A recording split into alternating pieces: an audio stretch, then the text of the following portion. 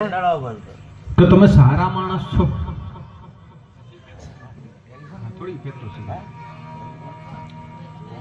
કે તમે આમ સારા માણસ છો, સજ્જન માણસ છો? એટલે પેલા એ કીધું કે હા.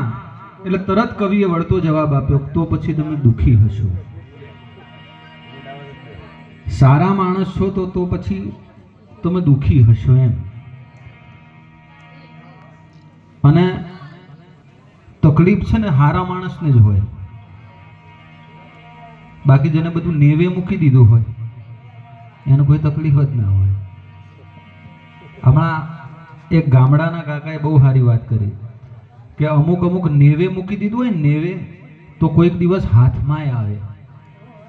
આપણે આ જૂની કહેવત છે કે એને નેવે મૂકી દીધું, કે નેવે મૂકી દીધું હોય તો કોઈક દિવસ હાથમાં આવે. ઉપર ચડી, સીડી ઉપર ચડી અને લઈ આવાય. પણ અમુક તો ક્યાં મૂક્યું હોય ને એની ખબર જ ના પડે. હા, કયા ખૂણામાં દાટી દીધું હોય. એટલે ખુદા તારી કસોટીની એ પ્રથા સારી નથી હોતી. જે હોય છે સારા એમની દશા સારી નથી હોતી.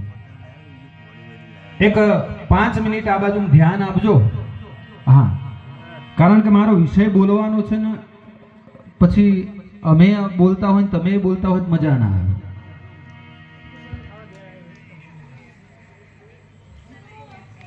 એક ભજનની અંદર એક જણાએ બીજાની પાસે માચીસ માગી.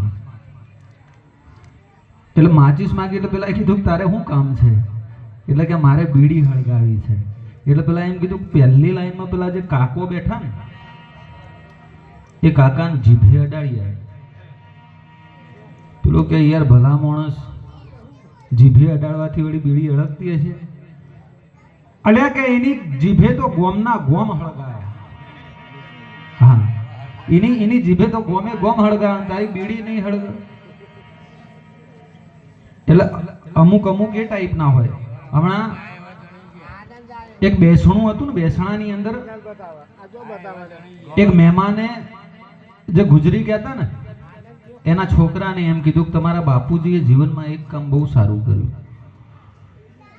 પેલા કીધું શું કીધું? કે બાપુજીએ જીવનમાં એક કામ બહુ સારું કર્યું. એટલે બોલો જે છોકરો હતો ને એ વિચારમાં પડી ગયો, હારું કોમ ને મારો બાપુ. કારણ કે કદી કૂતરાને રોટલી નહીં નાખી. બે માણસ હસીને વાત કરતા હોય એ એનાથી ના જોવાય. લોકોના છોકરાઓની હગાઈ તોડવા માટે પોતાનું પેટ્રોલ બાળી 50 કિલોમીટર દૂર જઈ અને લોકોના છોકરોની હગાઈ તોડી આવે, એ મારો બાપુ અને હારું કોમ. પેલો કે ના, એ બધું બરોબર, પણ તમારા બાપુજીએ જીવનમાં એક કામ બહુ સારું કર્યું. પેલો કે ચિયું? કે આ ગુજરી ગયા. આ ગુજરી ગયા ને એ કામ બહુ સારું કર્યું, પાર આવ્યો. એટલે અમુક ગુજરી જાય તો એવું થાય પાર આવ્યો. પણ મૂળજી બાપા અને એમની પાછળ આ દીકરાઓ જ્યારે એક વર્ષ પછી પણ આ બાપુજીને યાદ કરે છે. ભાગ્ય બળો તો રામ ભજ, વખત બળો કછું દેત, અકલ બળી ઉપકાર કર, આ દેહ ધર્યા ફળે. આ ભજન જે છે ને, પિત્તળે એક વખત સોનાને પ્રશ્ન કરેલો. પિત્તળે સોનાને કહ્યું કે તું જે છે મને થોડુંક તારી અંદર હમાઈ લે, તારી અંદર મને થોડી જગ્યા આપી દે, આપણે બે ભેગા થઈ જઈએ ને તારો વજન વધી જાય. એટલે તરત સોનાએ પિત્તળને જવાબ આપ્યો કે દોસ્ત, વજન વધી જાય એ વાત સાચી, પણ કેરેટ ઘટી જાય. વજન વધી જાય પણ ભેગા કેરેટ ઘટી જાય. રૂપિયો જે છે, રૂપ જે છે, બંગલા જે છે, ગાડીઓ જે છે ને, આ બધું વજન છે સાહેબ. એ બધી ક્વોન્ટિટી છે. ક્વોલિટી જે છે ને સંસ્કાર છે. અને આ બાપુજી આ પરિવારની અંદર કંઈક સંસ્કારોના વાવેતર કર્યા હશે. ત્યારે આજ 12 મહિના પછી પણ આ પરિવાર બાપુજીને યાદ કરી રહ્યો છે.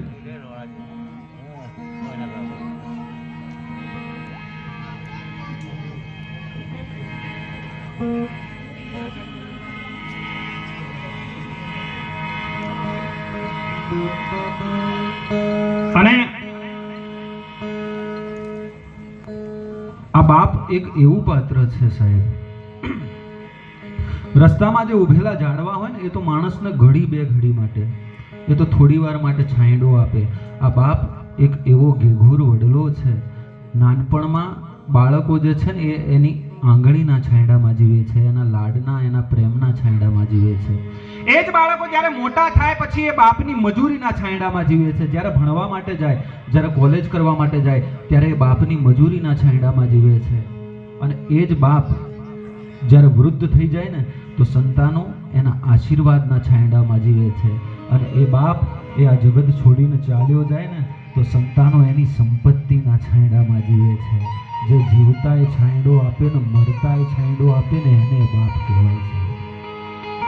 અને એક માણસ જો કદાચ પરિવારને છોડીને, પત્નીને છોડીને, બાળકોને છોડી અને કદાચ જો એ જંગલમાં ચાલ્યો જતો હોય, એ ગિરનાર ચાલ્યો જતો હોય અને એને આપણે સંત કહેતા હોઈએ, એને આપણે સાધુ કહેતા હોઈએ, તો પોતે કમાયેલી તમામ મિલકત, પેટે પાટા બાંધી અને ભેગી કરેલી તમામ સંપત્તિ જે પોતાના પરિવારના નામે કરી, જે પોતાના સંતાનોના નામે કરી અને મોતનું કફન ઓઢી અને મરી જાય છે, એ બાપ પણ તો એક સંત છે, એ બાપ પણ તો એક સાધુ છે. અને એ બાપને આજે જ્યારે યાદ કરવા છે, એ બાપુજીને જ્યારે યાદ કરવા છે,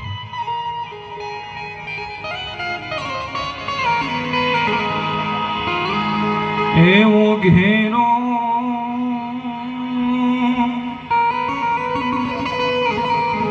વડલો ને ઘેરી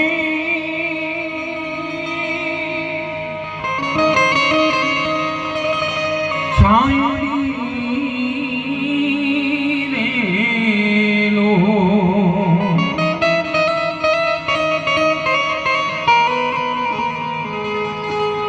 ઘેરા કુટુંબમાં મારો મીઠો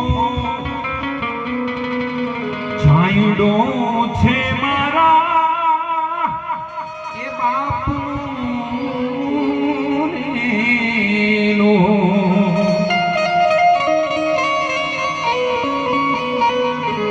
એવી આંગળી મેં તો પકડી તી મારા બાપની રેલો.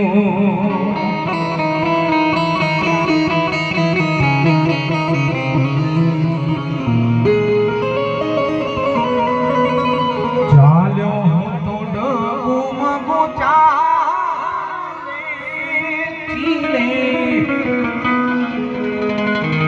ચલાવ્યો તો ચાલતા રેલો. હે એવો ઘેરો વડલો ને ઘેરી છાયડી રેલો.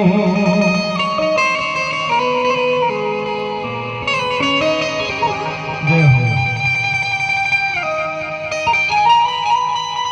ભલે નાસ્તો ખાઓ પણ ધ્યાન અહીંયા રાખજો.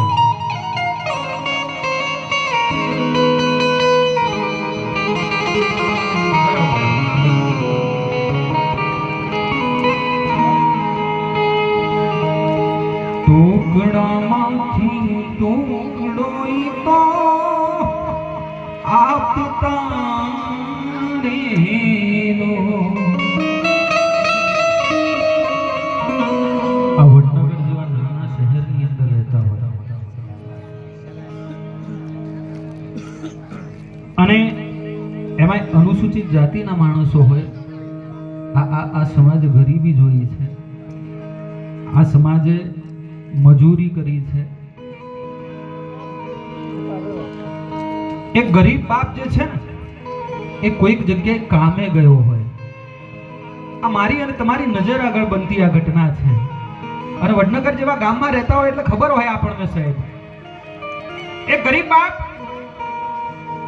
કોઈકને ત્યાં કડિયા કામ કરવા માટે ગયો હોય, કોઈકને ત્યાં ધાબુ ભરવા માટે ગયો હોય, કોઈકના ખેતરમાં કામ કરવા માટે ગયો હોય અને એ કામ કામ કરતા કરતા એને કદાચ બિસ્કિટનું, ચવાણાનું, નાસ્તાનું કોઈ પેકેટ મળે ને, આપણી નજર આગળ બનતી આ ઘટના છે સાહેબ. બાપ એ પેકેટ ખાય નહીં. એ જે પેકેટ છે, એ જે નાસ્તો છે, એ નાસ્તાનું પેકેટ બાપ ઘરે લઈ આવે. ઘરે આવી અને એ જે પેકેટ છે પોતાના બાળકોને આપે, પોતાના સંતાનોને આપે.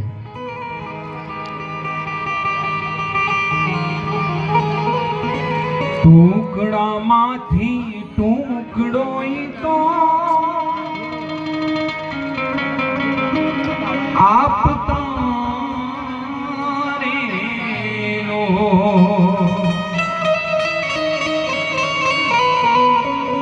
ભૂખ્યો હોવડાવ્યો નહીં દિન રાત, મીઠો મીઠો મીઠો મીઠો મીઠો મીઠો મીઠુડો રે છાંયડો છે મારા બાપનો રેલો.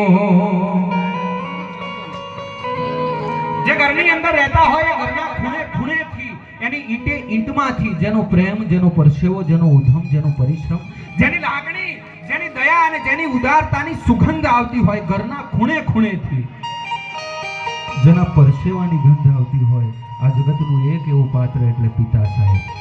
પિતા રોટી હૈ, પિતા કપડા હૈ, પિતા મકાન હૈ.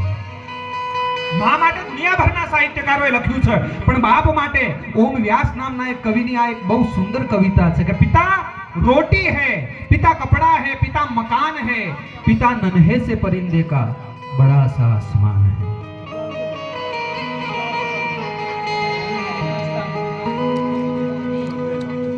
હમણાં આ વર્લ્ડ કપ ની અંદર ઇન્ડિયાની ટીમ આજે જીતી ગઈ, પણ જૂની મેચો કોઈએ જોઈ હોય, જૂની અને ભારત અને પાકિસ્તાનની જે મેચ થતી છે, એ મેચમાં સચિન જે છે, સચિન બરોબર પરફોર્મન્સ કરે કે ના કરે, એની તબિયત બરાબર ઓકે હોય કે ના હોય, એ મેચની અંદર રન મારે કે ન મારે, પણ 11 ખેલાડીઓની જે ટીમ છે, એ ટીમની અંદર સચિનનું નામ હોય ને, રમે ના રમે 2 નંબરની વાત છે, ખાલી એનું નામ હોય, એનું નામ હોય ને તો ઇન્ડિયા અડધી મેચ જીતી જાય.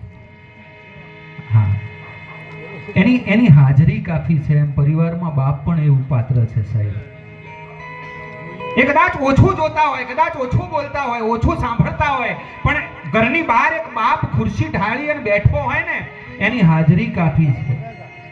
पिता रोटी है, पिता कपड़ा है, पिता मकान है, पिता नन्हे से परिंदे का बड़ा सा आसमान है, पिता है तो घर में हर पल राग है, पिता से ही माँ की चूड़ी, बिंदी और सुहाग है. पिता है तो घर में हर पल राग है, पिता से ही माँ की चूड़ी, बिंदी और सुहाग है, पिता है तो बच्चों के सारे सपने हैं. આ માં અને બાપ આ બે એવા પાત્રો છે જે બહુ મફતમાં આપણને મળી જાય છે સાહેબ. કોઈ પણ પ્રકારનું કોઈ ક્વોલિફિકેશન બતાવ્યા વગર, કોઈ ડિગ્રી પાસ કર્યા વગર, બહુ સરળતાથી, બહુ મફતમાં આ બે પાત્ર મળી જાય છે. એટલે એની આપણને કદર નથી થતી. બાકી બાપ શું કહેવાય એ તમે કોઈક નબાપાને પૂછો, જેને પોતાના બાપને ગુમાવ્યો હોય, જેને જગતના ટાઢ અને તડકાને વેઠ્યો હોય, જેને માના વિધવાપણાને જોયું હોય, એવા કોઈક નબાપાને તમે પૂછો કે બાપ કોને કહેવાય. બાપ વગરનું જે બાળક છે ને, એ બજારમાંથી નીકળી શકે, એ બજારની એક એક વસ્તુઓને જોઈ શકે, એને ખરીદવાનો વિચાર ન કરી શકે. पिता है तो घर में हर पल राग है, पिता से ही माँ की चूड़ी, बिंदी और सुहाग है, पिता है तो बच्चों के सारे सपने हैं, और पिता है तो बाजार के सब खिलौने अपने हैं. આખું બજાર મારું છે જો મારો બાપ મારી સાથે હોય તો સાહેબ. અને આ બાપ એવું પાત્ર છે ને સાહેબ, ભલે દુનિયાના સર્વેમાં કદાચ કોઈ અનિલ અંબાણી કે કોઈ મુકેશ અંબાણી દુનિયાનો મોટો કરોડપતિ હોઈ શકે, દુનિયાના સર્વેમાં કોઈ ઇલોન મસ્ક દુનિયાનો સૌથી મોટો કરોડપતિ હોઈ શકે, પણ આ સમાજના બાળકોને કહું છું, ખાસ કરી જ્યાં અમે ગામડે ગામડે એક જ વાત કરીએ છીએ કે આપણા સમાજના બાળકો માટે, ભારત વર્ષના બાળકો માટે પોતાના બાપથી મોટો દુનિયાનો બીજો કોઈ કરોડપતિ ના હોય. કારણ કે મુકેશ અંબાણી છે ને એના દીકરાના લગ્નમાં 700 કરોડ વાપરે. આપણા માટે ઘોડું લઈ આવે ને તો આપણો બાપ લઈ આવે. આ બાપ એવું પાત્ર છે સાહેબ, એના ખીચામાં ના હોય ને ઘણી વખત સંતાનો દેખી પાછળ પૈસા ખર્ચો કરે, એના ખીચામાં ના હોય ને તો બાપ ના પાડે. जेब खाली हो मगर मना करते नहीं देखा, जेब खाली हो मगर मना करते नहीं देखा, मैंने बाप से अमीर इंसान नहीं देखा. मैं बाप थी अमीर मानस नहीं भार्यो. और बाप का अमीर या गरीब होना नहीं, बाप का अमीर या गरीब होना नहीं, बाप का होना सबसे बड़ी दौलत है. એનું હોવું બહુ મોટી મિલકત છે, એનું હોવું બહુ મોટી સંપત્તિ છે સાહેબ. અને એ બાપને આ પરિવાર જ્યારે યાદ કરી રહ્યો છે. એક નાનકડો પ્રસંગ સાહેબ, આ દેશની વાત જો કદાચ રૂપિયાની હોય અને કોઈ એમ કે અમેરિકા ઇઝ રીચ કન્ટ્રી કે જર્મની ઇઝ રીચ કન્ટ્રી તો આપણે માની લઈએ. વાત તો સંપત્તિની હોય અને કોઈ એમ કહેતું હોય કે અમેરિકા અમીર દેશ છે કે પછી જર્મની કે જાપાન અમીર દેશ છે તો આપણે માની લઈએ, એ બરોબર છે. પણ વાત જો સંસ્કારોની હોય, વાત જો પ્રેમની હોય, વાત જો સંબંધોની હોય તો પછી ઇન્ડિયા ઇઝ ઇન્ડિયા. શબ્દ એક શોધું ત્યાં સંહિતા નીકળે, અરે કૂવો ખોદવા જાઓ ત્યાં સંહિતા નીકળે. આ દેશની માટી કેવી છે સાહેબ, શબ્દ એક શોધો ત્યાં સંહિતા નીકળે, કૂવો ખોદવા જાઓ ત્યાં સરિતા નીકળે. અને કંઈક અલગ તાસીર છે આ માટીની, અહીંયા મહાભારત વાવો ને ગીતા નીકળે. આ દેશની માટીનો મિજાજ કંઈક ઓર છે. એની અંદર તમે યુદ્ધનું રોપાણ કરો ને, કાકા બાપાના કજિયાનું વાવેતર થાય ને તો ગીતા જેવું જ્ઞાન નીકળે. એક નાનકડો પ્રસંગ, આ દેશની માટીના એ પિતા અને પુત્ર વચ્ચે ભરોસો કેવો હોય, એ પિતા અને પુત્ર આ બંનેનો સંબંધ કેવો હોય. થોડીક અવર જવર તમે આમ ઓછી કરી નાખો, કારણ કે કોઈ પણ કાર્યક્રમ હોય, કાર્યક્રમની સફળતા પાછળ જેટલો કલાકારોનો હાથ છે ને એટલો જ ઓડિયન્સનો હાથ છે. હા, પછી પબ્લિક અવર જવર કરતી હોય, ધ્યાન અલગ હોય જગ્યાએ, તો પછી સુરતા બંધાય જ નહીં. પછી આપણે એમ કહીએ મજા નથી આવતી તો મજા ના આવે સાહેબ. હા, મજા લાવી કલાકારોના હાથમાં નથી, એ જે સામે બેઠા છે ને એની સુરતાના હાથમાં છે. એની સુરતા હોય તો કલાકાર મોજ લાવે જ સાહેબ. આ દેશના સંબંધોની અંદર કેટલી મોટી તાકાત છે સાહેબ. મધ દરિયાની અંદર દરિયો તોફાને ચડ્યો છે અને તોફાનની વચ્ચે એ દરિયાની અંદર એક વહાણ હાલક ડોલક થાય છે. વિશેક જેટલા મુસાફરો એ વહાણની અંદર બેઠા છે. દરિયો રૌદ્ર સ્વરૂપ ધારણ કરે છે, દરિયો ગાંડો થાય છે. એટલે વિશેક જેટલા જે મુસાફરો છે ને એ મુસાફરો આમ તેમ ફાંફા મારવા લાગે છે. ઘણા બેઠા બેઠા ફફડી જાય છે, ધરુજી જાય છે, કારણ કે મોતનો સામનો થાય ત્યારે કોને ડર ન લાગે છે. દરિયો તોફાને ચડ્યો છે, મધ દરિયાની અંદર જે વહાણ જે છે હાલક ડોલક થાય છે. વિશેષ જેટલા મુસાફરો, કોઈક આમ જોવે, કોઈક આમ જોવે, કોઈકને એમ હોય કે કોઈક બીજી નાવની અંદર બેસી જઈએ, કોઈક એમ વિચારે કે ટાયર કે ટ્યુબ લઈ અને કોઈક બીજા નાવડા સુધી પહોંચી જઈએ. દરેક જે છે એ પોતપોતાનો જીવ બચાવવા માટે ચિંતા કરી રહ્યા છે. એ વહાણની અંદર એક 8 વર્ષનો દીકરો બેઠો છે સાહેબ. હું મારા દરેક કાર્યક્રમની અંદર ખાસ એક વાત કરું છું સાહેબ, કે આ દુનિયામાં જેને પોતાના બાપની ઉપર ભરોસો હોય ને એનો જ ભરોસો કરજો. જેને પોતાના મા બાપ ઉપર ભરોસો હોય એનો ભરોસો કરજો. જેને બાપનો ભરોસો ના હોય ને એનો કોઈ દિવસ ભરોસો ના કરતા. કારણ કે જે લોહીના હોય ને એ જ બીજા કોઈકના બની શકે. એ જરૂર પડે કોઈકની મદદ કરી શકે, જરૂર પડે કોઈકનું કામ કરી શકે. જે લોહીના હોય એ બીજાના બની શકે, જે લોહીના ના હોય ને તો કોઈના ના હોય સાહેબ. એ નાનકડો 8 વર્ષનો દીકરો વહાણની અંદર બેઠો છે. દરેક મુસાફર જે છે, મુસાફર પોતાનો જીવ બચાવવા માટે ચિંતા કરી રહ્યા છે, આમ તેમ ફાંફા મારી રહ્યા છે. પણ 8 વર્ષનો જે દીકરો બેઠો છે એ દીકરાના ચહેરા ઉપર કોઈ ડર નથી. દીકરાના ચહેરા ઉપર, એની આભા ઉપર સહેજ પણ ભય નથી. એ દીકરો જે છે મરક મરક દાંત કાઢી રહ્યો છે. 8 વર્ષના દીકરાને હસતો જોઈ અને વાહણની અંદર બેઠેલો એક મુસાફર દીકરાની બાજુમાં આવી અને દીકરાને કહે છે કે બેટા, આ દરિયો તોફાને ચડ્યો છે, આ દરિયાએ રૌદ્ર સ્વરૂપ ધારણ કર્યું છે, આ વહાણ હાલક ડોલક થાય છે, આ દરેક પોતાનો જીવ બચાવવા માટે આમ તેમ ફાંફા મારે છે. દીકરા, તને તારા જીવની ચિંતા નથી? તને મૃત્યુનો ડર નથી? કેમ તારા ચહેરા ઉપર ડર નથી? અને ત્યારે 8 વર્ષનો એ જે દીકરો છે એ પેલા મુસાફરને કહે છે, કાકા, મારા ચહેરા ઉપર ડર નથી એનું કારણ કંઈક જુદું છે. મૃત્યુનો તો મને ડર લાગે છે. મને ખબર છે કે આ મધ દરિયાના મધ્ય વિસ્તારમાં આ જે વહાણ છે હાલક ડોલક થાય છે, દરિયો ગાંડો થયો છે, દરિયાએ રૌદ્ર સ્વરૂપ ધારણ કર્યું છે, આમાં વહાણ ડૂબી જાય, આમાં જીવ જતો રહે, એની મને ખબર પડે છે. પણ મારા ચહેરા ઉપર ડર નથી એનું કારણ કંઈક જુદું છે. મુસાફર પૂછે છે શું કારણ છે? અને ત્યારે આ દેશની માટીનો એ નાનકડો 8 વર્ષનો દીકરો પેલા વટેમાર પેલા મુસાફરોને કહે છે, વહાણની અંદર બેઠેલા એ મુસાફરને પેલો 10 વર્ષનો દીકરો જવાબ આપે છે, કાકા, મને ડર નથી લાગતો. એનું કારણ એ છે, આ જે નાવડાને ચલાવી રહ્યો છે ને, આ જે નાવડાનું જેના હાથમાં સુકાન છે, જે આ નાવને હંકારી રહ્યો છે, તમામના ચહેરા ઉપર ડર છે. મારા ચહેરા ઉપર ડર નથી, મારા ચહેરા ઉપર આનંદ છે. એ વાતનો છે કારણ કે આ નાવ જે ચલાવી રહ્યો છે ને, એ નાવનો ચાલક એ મારો બાપ છે. આ નાવનું સુકાન એ મારા બાપના હાથમાં છે. અને જ્યાં સુધી નાવનું સુકાન મારા બાપના હાથમાં હોય ને, તો દુનિયાની કોઈ તાકાત નથી કે મારો વાળ વાંકો કરી શકે, મારું રૂવાટું ખાંડું કરી શકે.